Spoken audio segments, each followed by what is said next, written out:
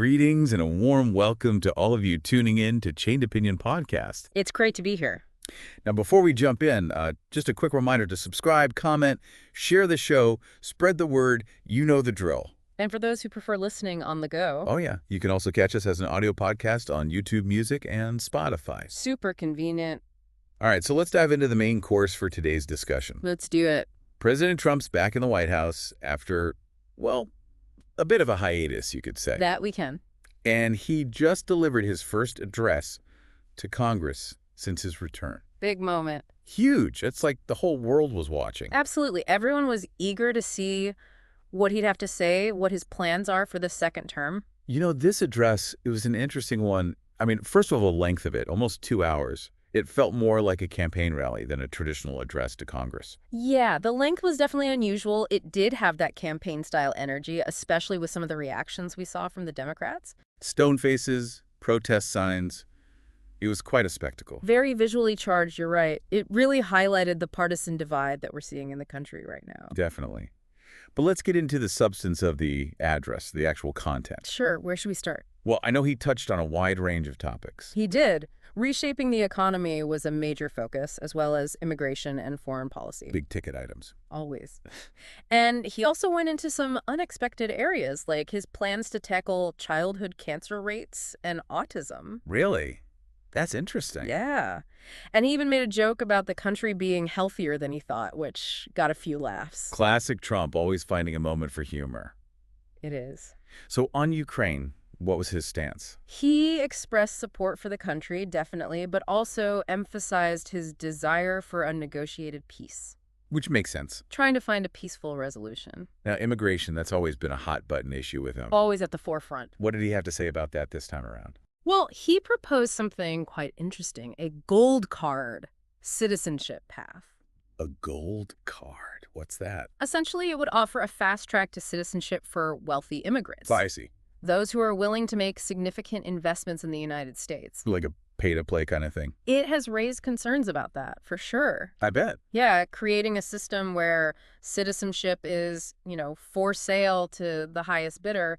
There are also concerns about potential impacts on housing prices. That makes sense. Even national security is being brought up. Right. A lot of layers to that. Definitely a complex issue. Now, I know he also touched on some social issues, specifically transgender rights. Yes, and this is where things get pretty controversial. I imagine so. He announced his plan to criminalize gender-affirming surgeries for children. Wow. This follows a series of executive actions targeting transgender rights that he's already taken. So a pretty strong stance on that issue. Very much so. Yeah. And it's faced a lot of pushback from LGBTQ+ advocates and allies. Understandably so. It's a highly sensitive and personal issue for many people. Absolutely. And it feeds into this larger debate about the role of government in personal lives and healthcare decisions. A lot of strong feelings on both sides. For sure. Okay, so strong stance on social issues, and then on the economic front, anything surprising there? Well, he announced the introduction of reciprocal tariffs starting on April 2nd. Reciprocal tariffs. Basically, matching tariffs on goods coming into the U.S. from other countries. And this is aimed at? Major trading partners, actually Mexico, Canada, even China. Wow, that's pretty big. It is. It could have a major impact on global trade. Could escalate into a full-blown trade war. Right. That's the concern. It seems like he's not shying away from confrontation. Not at all. He seems to be taking a very assertive approach, both domestically and internationally. All right, well, we have to talk about maybe the most surprising announcement of the whole address, the creation of this new government department. DOGE. Right, the Department of Government Efficiency, or DOGE. DODE, yeah. Catchy name. And get this, it's going to be headed up by Elon Musk. Elon Musk, yeah. Elon Musk leading a government department. I mean, that's a headline I don't think anyone saw coming. Certainly unexpected. What's the thinking behind this? Well, DOGE has been tasked with identifying and eliminating what the administration sees as wasteful government spending. Okay, so basically making the government more efficient. Exactly. Streamlining operations, cutting costs, that sort of thing. Sounds good in theory. It does. But how will it actually work in practice? That's the big question. A lot of skepticism out there, I'm sure. Definitely. Especially given Elon Musk's Well, it's a unique personality. He's not exactly known for being a bureaucrat. No, not really. More of a disruptor. So this could either be a brilliant move or a complete disaster. Or maybe a little bit of both. Only time will tell. I guess we'll have to wait and see how it all plays out. Exactly. It's a Yeah. bold experiment, that's for sure. All right, well, speaking of efficiency and cutting costs, this focus on streamlining government, does that tie into his plans for the federal workforce? It does, actually. He also announced plans to reduce the size of the federal workforce. Reduce the size. I mean, Cutting jobs. oh, wow. Yeah, the specifics are still a bit unclear, but it's caused a lot of anxiety among federal employees, understandably. Of course. I mean, that's their livelihood, their career. It's a major life change for many people. So we have this focus on economic reshaping, a very controversial stance on social issues, and some bold moves like the creation of DOGE and potential cuts to the federal workforce, and all that in just one address. A lot to unpack. A lot to unpack. And of course, it wouldn't be a Trump address without touching on illegal immigration. It's a topic he revisits frequently. Did he offer any new perspectives on it this time? He did address it, even repeating a statistic he's used before about the number of illegal border crossings. Which is? Well, the figure he cited has been widely disputed, actually, as being significantly inflated. So not entirely accurate. Not according to many experts. So he's sticking to his narrative on that. It seems so. It's a core issue for him, and he's not backing down from his stance. It's clear that he's not afraid to be provocative, to push the boundaries, and to challenge the status quo. That's always been his style. Love him or hate him, you can't deny that he's a force to be reckoned with. All right, well, he wasn't the only one speaking that night. The Democrats had their say as well. They did. The Democratic response was delivered by freshman Senator Elissa Slotkin. And what was her take on Trump's address? She offered a pretty sharp critique, especially of his handling of the economy, the situation in Ukraine, and the proposed changes to the federal workforce. So a very different perspective. Definitely. What were some of her key points? Well, she really emphasized the need for responsible change, change that doesn't sacrifice core American values and principles of democracy. She also expressed concern about the rising cost of groceries, which she directly attributed to the economic policies of the Trump administration. So she was appealing to a different set of values, Oh, perhaps. it seems so. And was there anything else that stood out to you in her rebuttal? You know, she also spoke quite passionately about the need to protect the rights of all Americans, regardless of their background, their beliefs, or their identity. It was a clear message of inclusion and a call for unity in a time of deep division. It sounds like she was trying to offer a more hopeful vision for the future, one that's based on collaboration and compassion. Exactly. And I think that message resonated with a lot of people, especially those who are feeling anxious and uncertain about what the future holds. Okay, so beyond the speeches themselves, the address wasn't without its, let's say, dramatic moments. It wasn't just speeches. Right, right. There was some actual action. Remember Representative Al Green? He was actually ejected from the chamber. For heckling Trump about potential Medicaid cuts? Yeah, things got pretty heated. They did. It was a pretty tense moment. It really highlights the level of passion surrounding these issues. Absolutely. People feel very strongly about these things. And this wasn't the only protest, right? No, we also saw other Democrats wearing pink in a show of solidarity, and some even held up protest signs during the address. Wow. It was a very visual demonstration of their opposition to Trump's policies. So a lot of pushback from the Democrats, both inside and outside the chamber. It was clear that they were not going to let Trump's agenda go unchallenged. Okay, so lots of drama, strong reactions, and a very clear sense of division. It seems like this address was more than just about the specific policies being discussed. It was about something bigger, wouldn't you say? I think you're right. It was about two very different visions for America, two very different sets of values and priorities. And it's this fundamental clash that's shaping our political landscape right now. It feels like we're at a crossroads, a moment of great uncertainty. Where do we go from here? That's the big question, isn't it? Well, I guess we'll have to see how things unfold in the coming weeks and months. But one thing's for sure, it's going to be an interesting ride. That it will. All right, well, that's all the time we have for this segment of our deep dive. But we'll be back soon to continue our discussion. In the meantime, we encourage you to stay informed, engage in thoughtful conversations, and as always, keep those opinions chained. It's remarkable, you know, the scope of his ambitions. Oh, yeah. It's like he wants a complete reset. Like hitting the reset button on everything. Yeah, a total reshaping of the American landscape. It's almost like those 4 years away from the White House, just amplified everything. Simplified, yeah. Like it just fueled his drive even more. He's back, and he's not holding back any punches. Not at all. Full steam ahead. Executive orders, pushing for big changes, tapping into public sentiment, the whole playbook. He knows how to play the game. And the creation of DOGE, that's Yeah. a perfect example. With Elon Musk leading the charge, no less. Talk about a power move. Putting someone like Musk in charge of streamlining government. It's a bold move. Bold, definitely. I mean, some are calling it genius. Sure, it has that disruptive potential. But others are worried, giving so much power to one person. Especially someone like Musk. Right, with his personality, his track record, it's unpredictable. He's not exactly known for playing it safe. And that's the thing with Trump. He's always been a disruptor. From day one. He shakes things up, that's for sure. But sometimes it works, sometimes it doesn't. It's a gamble for sure. And you can't deny, he does have a knack for picking people who get things done. He knows how to assemble a team. It's like he's got this team of ultimate fixers.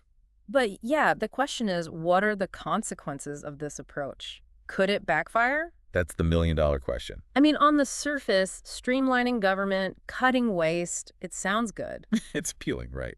But the devil's in the details. Always is. You start cutting essential services, losing experienced people, Right. and there's always that risk of corruption when you concentrate power like that. And we can't forget about the human cost. Right. The people affected by these changes. Thousands of federal employees have already lost their jobs. And many more are worried, scared about their livelihoods. It's a lot of uncertainty. It creates a ripple effect, this anxiety. Oh, absolutely. It goes beyond those directly affected. When government services are reduced, it impacts everyone. Healthcare, education, infrastructure, it's all connected. Delicate balance. And then there's the whole issue of his economic policies. Like those reciprocal tariffs. Starting April 2nd, that's a big deal. A major development. Potentially triggering a global trade war. It's a risky strategy. So tariffs, for those who aren't familiar, it's basically like a tax on imported goods. Right. So they can be used to protect domestic industries, but But they also tend to drive up prices for consumers. making things more expensive for everyone. Yeah, and that can lead to a sort of domino effect throughout the economy. So consumers might end up paying more for everyday items And businesses could face higher costs.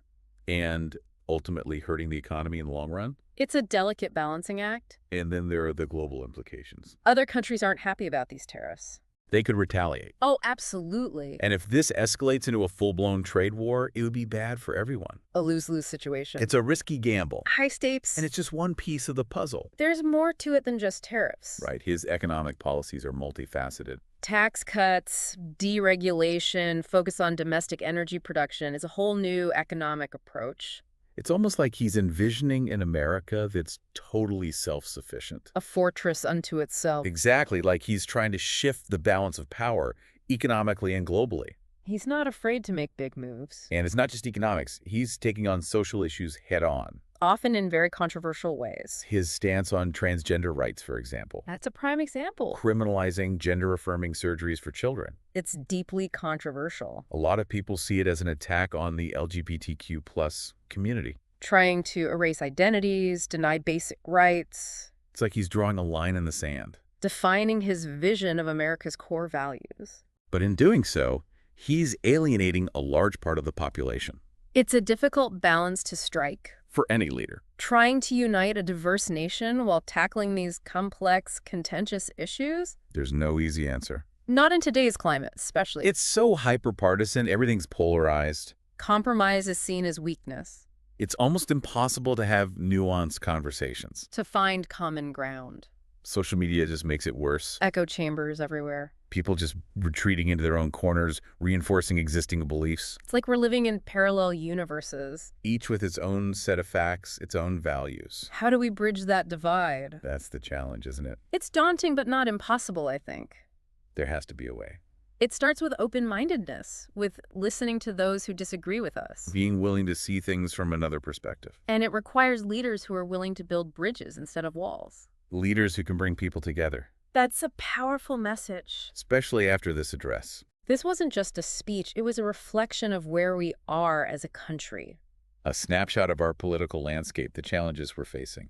It's a stark reminder that our democracy depends on our ability to talk to each other. To respect different views, and to find ways to work together. despite our differences. It's a reminder that we all have a role to play. We're not just passive observers. We're active participants in our Yep. democracy. The choices we make, the conversations we have, the actions we take, They all matter. they shape the world we're creating. For ourselves and for future generations. You know, it's really interesting to see the pushback he's getting this time around. Oh, yeah. The Democrats are definitely more vocal. More than before. I think so, yeah. They're not holding back. Makes sense. I mean, the stakes are high. And even some Republicans are starting to voice concerns. Really? So there are cracks in the armor, huh? It seems that way. So the public's divided. The media's having a field day. It's a volatile situation, that's for sure. It feels like we're at a turning point, a real moment of uncertainty The decisions made now will have a huge impact. on the direction of the country. Absolutely. And like you said before, it's not just about policy, it's about values Right. It's about the kind of society we want to create. for ourselves and for future generations. Exactly. It's that fundamental. It's about the soul of America, you could say. That's a good way to put it. And the stakes are, well, they couldn't be higher. We're seeing a real shift in how we think about things. Like what? The role of government, the economy, America's place in the world. It's a time of big change, that's for sure. Exciting and scary at the same time. Definitely, like anything is possible. But also a fear that things could go wrong. And in the middle of all this, there's the American people Trying to make sense of it all. trying to figure out where they stand. And that's what's important to remember. What's that? The power ultimately lies with the people. It does. It's their voices that matter most. So what can people do? To make their voices heard. Yeah, I mean, it feels like there's so much noise out there. There is, but there are ways to cut through it. Like what? Voting, of course, that's crucial. The foundation of democracy. But it's just the start. What else? Contact your representatives, join advocacy groups, participate in protests. Make your voice heard. Exactly. And even just having conversations with friends, family, Letting people talk. sharing perspectives, that's important too.